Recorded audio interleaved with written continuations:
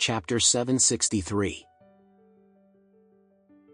70 men from South Haven combed Orris Hill, not leaving any missing sight.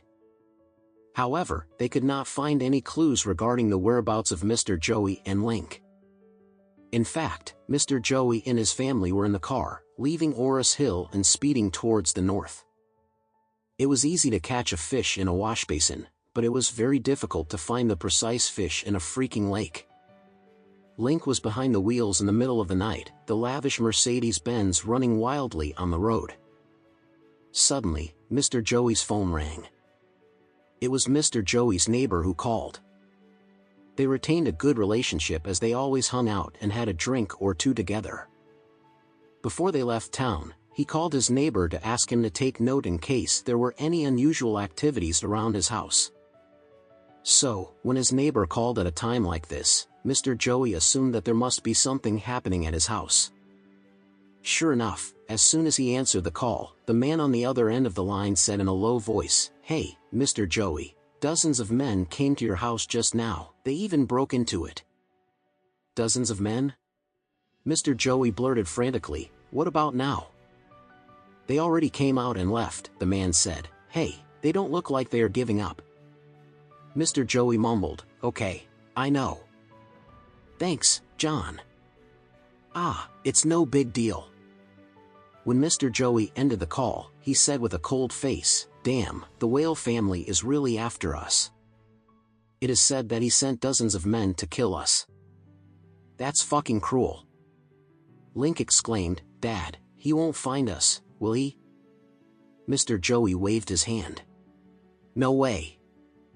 The city is so big, where should he start a search anyway?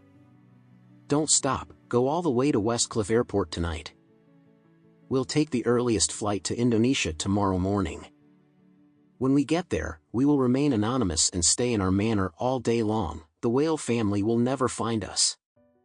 Link burst out in tears and said, "Dad, when we get to Indonesia, we don't have to report Don Steven anymore. Can we get rid of these ridiculous carvings on our forehead?" "Of course."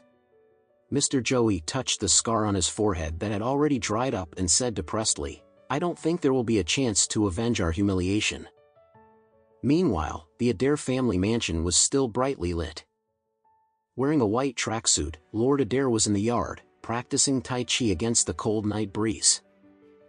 Although the weather started to turn cold and he was wearing only thin clothes, he did not feel cold at all, but he was literally sweating. His 3 sons and grandchildren were watching him by the yard. Lucas was getting more and more shocked as he glanced at his grandfather. He was surprised by the magical effects of the rejuvenating pill. Not only did it make his grandfather younger, but he was also getting stronger. More importantly, he looked nothing like his old self. His physical appearance was improving by leaps. Who would have thought that an old man who was on the verge of death a few months ago could be so energetic and active now? He had been practicing for more than 2 hours, which would tire even a healthy young man, but he didn't feel exhausted at all. On the contrary, he was getting more vigorous and agile. It was definitely not a good sign.